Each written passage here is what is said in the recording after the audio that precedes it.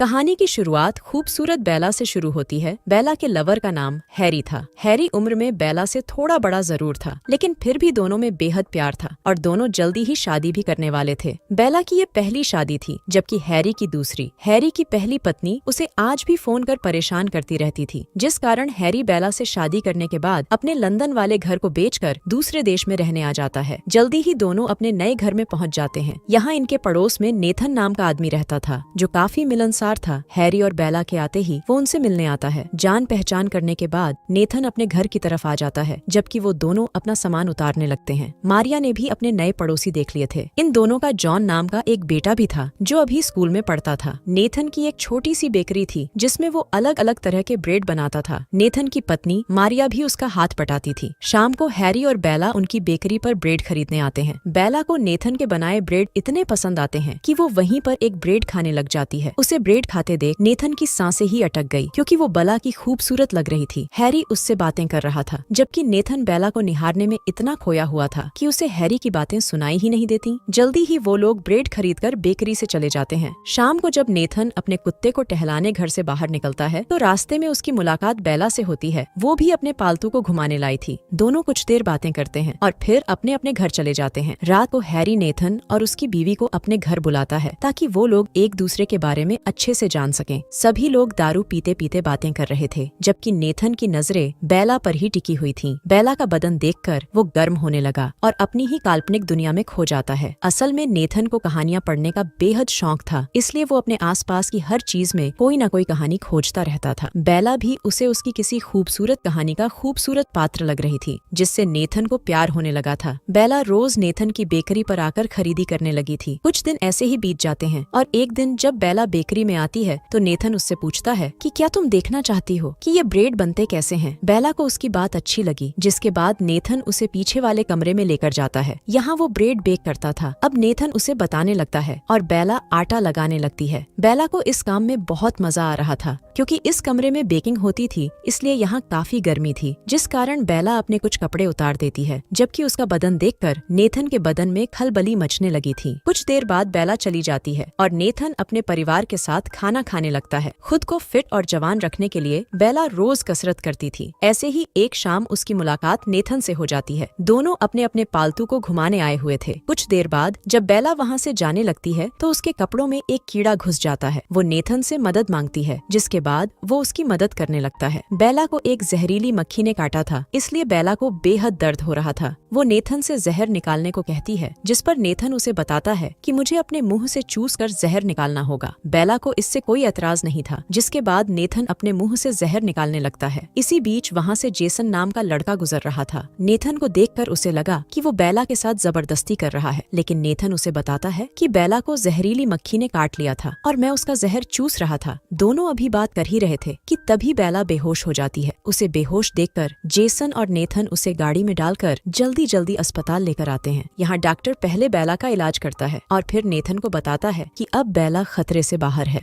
Doctor से बात करने के बाद ये लोग बेला को लेकर घर की तरफ निकल पड़ते हैं। जेसन गाड़ी चला रहा था, जबकि नेथन पीछे बेला के साथ बैठा था। इंजेक्शन के कारण बेला को नींद आने लगी थी, इसीलिए वो नेथन के कंधे पर सिर रखकर सो जाती है। ये देखकर नेथन को लगने लगता है कि बेला भी उसे पसंद करने लगी है, और यही सोचते सोचते वो मुस्कुराने लगा। कुछ दिनों बाद जब नेथन अपनी बेकरी के बाहर खड़ा था, तो उसकी नजर बेला पर पड़ती है, जो जेसन से बातें कर रही थी। दोनों को बातें करते देखकर नेथन को जलन सी होने लगी थी। अगले दिन बेला एक स्टोर से बियर खरीद रही थी और तभी उसकी मुलाकात एक बार फिर जेसन से होती है। वो दोनों एक बार फिर से बातें करने लगते हैं और दोनों में अच्छी दोस्ती हो जाती है। एक दिन नेथन ब्रेड की डिलीवरी देने बाहर आया हुआ था। वो जब डिलीवरी देने के बाद अपनी गाड़ी में बैठकर बेकरी की तरफ जा रहा था, तो उसकी नजर बेला पर पड़ती है। बेला को देखकर वो उसका पीछा करने लगा। वो देखता है कि बेला जेसन के घर आई है। ये देखकर पहले तो वो हैरान होता है, लेकिन फिर सोचता है कि शायद वो किसी काम से जेसन के पास आई होगी। उसी रात हैरी नेथन को अपने घर पर बुलाता है, ताकि बेला की मदद करने के लिए वो उसका धन्यवाद कर सके। इसी दौरान नेथन की नजर बेला की गर्दन पर पड़ती है। उसकी गर्दन पर निशान देखकर वो समझ गया था कि बेला जेसन के पास किसी काम से नहीं, बल्कि उसके साथ धमाके करने गई थी। ये देखकर नेथन उदास हो गया, क्योंकि उसे लगता था कि बेला उसे पसंद करती है और वो ही उसकी गुफा में धमाके करेगा, लेकिन वो तो किसी और के साथ अपनी प्यास बुझा रही थी। अब नेथन बेला पर नजर रखने लगा था। जैसे ही बेला घर से बाहर निकलती है, तो नेथन उसका पीछा करने लगता है। जल्दी ही बेला जेसन के घर उसकी बाहों में थी और ये नजारा देखकर नेथन को झटका लगता है। वो बेला को एक सीधी सादी लड़की समझता था, लेकिन वो तो एक नंबर की धोखेबाज निकली। ऐसे ही कई दिन बीत जाते हैं और इस दौरान नेथन सिर्फ बेला के बारे में सोचता रहता है। एक दिन बेला बेकरी में आती है और वो बेहद खुश लग रही थी। नेथन के पूछने पर बेला बताती है कि हैरी कुछ दिनों के लिए बाहर गया हुआ है। ये सुनकर नेथन समझ गया कि बेला इतनी खुश क्यों है। जल्दी ही बेला ब्रेड लेकर चली गई, लेकिन वो गलती से एक ब्रेड बेकरी में ही भूल गई। नेथन वो ब्रेड लेकर बेला के घर आ जाता है। वो अभी घर के बाहर ही पहुंचा था कि तभी उसे घर के अंदर से गर्मा गर्म आवाजें सुनाई देने लगती हैं। आवाजें सुनकर वो वहीं पर छुप जाता है। घर के अंदर जेसन बेला की गुफा में धमाके कर रहा था। नेथन उन दोनों को साथ में देख लेता है और चुपचाप वापस चला जाता है। असल में बेला के अंदर बेहद आग थी और एक आदमी से उसका कुछ नहीं होता था, इसलिए वो हैरी के साथ साथ जेसन के डंडे की भी सवारी करने लगी थी। देखते ही देखते वो रोज जेसन के साथ पानी निकालने लगी। कभी जेसन उसके घर आता तो कभी वो जेसन के घर पहुंच जाती। कुछ दिनों बाद हैरी काम से वापस आ गया। बेला को देखकर उसे उस पर शक होने लगता है, क्योंकि बेला उसकी तरफ कम ध्यान देने लगी थी। लेकिन वो कुछ बोलता नहीं, बस गुस्से में आकर फिर से कुछ दिनों के लिए बाहर चला जाता है, क्योंकि अब नेथन बेला के साथ कुछ नहीं कर सकता था। इसलिए वो उसके चक्कर के बारे में अपनी बीवी मारिया को भी बता देता है। अगले दिन जब बेला बेकरी पर आती है तो उसे खुश देखकर मारिया हैरान हो जाती है। उसे हैरी के लिए बेहद बुरा लग रहा था, क्योंकि वो बेला पर बेहद भरोसा करता था, जबकि बेला उसे धोखा दे रही थी। कुछ दिनों बाद जेसन हमेशा हमेशा के लिए लंदन चला जाता है, जिस कारण बेला उदास रहने लगी। हैरी भी अभी तक वापस नहीं आया था। बेला अब पूरा दिन घर में ही रहने लगी थी, जिस कारण नेथन को उसकी फिक्र होने लगती है और वो उससे मिलने आ जाता है। बेला उसे घर के अंदर बुलाकर चाय पिलाती है। कई दिनों से किसी ने बेला की प्यास नहीं बुझाई थी। वो जानती थी कि नेथन उसे पसंद करता है, इसलिए वो बहाने बनाकर उसके करीब आने की कोशिश करने लगी। पहले तो नेथन को ये सब अच्छा लगता है, लेकिन फिर अचानक वो चला गया और बेला फिर से प्यासी ही रह गई। कुछ दिनों बाद बेला अपनी दोस्त के घर आती है और यहाँ उसकी मुलाकात विलियम से होती है। विलियम बेला को देखकर हैरान होता है, जबकि बेला घर के अंदर आकर पेंटिंग करने लगती है। विलियम बेला का पुराना आशिक था। वो बेला से बात करने की कोशिश करता है, जबकि बेला उसे दूर रहने को कहती है। जब वो उसकी बात नहीं मानता तो बेला अपने घर जाने लगती है। अचानक रास्ते में बेला की गाड़ी खराब हो गई। नेथन भी इस वक्त आसपास ही था और तभी उसकी नजर विलियम पर पड़ती है, जो बेला को पकड़कर बीच रास्ते में ही किस करने लगा था। ये देखकर नेथन बेहद हैरान होता है, क्योंकि वो समझ गया था कि बेला अपनी प्यास बुझाने के लिए किसी के भी साथ शुरू हो सकती है। विलियम अगले दिन बेला से मिलने उसके घर आता है। बेला उसके लिए चाय बनाने लगती है और वो उससे बातें करने लगता है। इसी बीच हैरी भी घर वापस आ गया। वो जब घर के अंदर जा रहा था तो नेथन उसे देख लेता है, लेकिन जितनी स्पीड से हैरी अंदर गया था उससे दुगनी स्पीड से वो घर के बाहर आ गया और आते ही नेथन से मदद मांगने लगा। अब जैसे ही नेथन घर में आता है तो उसे बेला जमीन पर गिरी हुई नजर आती है, जिसे देखकर नेथन के होश उड़ गए थे, क्योंकि बेला की मौत हो चुकी थी। जल्दी ही पुलिस आकर मामले की जांच कर बेला की लाश को पोस्टमार्टम के लिए ले जाती है और शक के आधार पर हैरी को अपने साथ ले जाती है। रात तक रिपोर्ट आ जाती है और नेथन को पता चलता है कि बेला की मौत गले में ब्रेड फंसने की वजह से हुई है। अगले दिन बेला का फ्यूनरल था। यहाँ नेथन ये बात हैरी को भी बताता है, लेकिन हैरी उसे बताता है कि बेला की मौत मेरे कारण ही हुई है। असल में कल जब मैं घर आया था तो मैंने साले विलियम को बेला के साथ जबरदस्ती करते देखा, इसलिए मैं साले की धुलाई करने लग गया। इसी दौरान विलियम भी उनके पास आ जाता है और वो उन्हें पूरी बात बताता है कि कल बेला चाय बनाने के साथ साथ ब्रेड भी खा रही थी। जब मैं पीछे से उसे छेड़ने लगा तो बेला के गले में ब्रेड का टुकड़ा फंस गया और जैसे ही मैं टुकड़ा निकालने की कोशिश करने लगा तभी हैरी घर में आ गया और गलत फहमी के कारण हमारे बीच लड़ाई होने लगी। हम दोनों को एक दूसरे पर इतना गुस्सा था कि हमने बेला की तरफ ध्यान ही नहीं दिया और दम घुटने के कारण उसकी मौत हो गई। कहानी के आखिर में पुलिस ने हैरी को छोड़ दिया था और इसी के साथ इस कहानी का यही अंत हो जाता है। हमारी वीडियो देखने के लिए बहुत बहुत धन्यवाद। अगर आप ऐसी ही वीडियोस के दीवाने हैं तो प्लीज मेरे चैनल को जरूर सब्सक्राइब करें। मिलते हैं अगली वीडियो में, तब तक के लिए नमस्कार।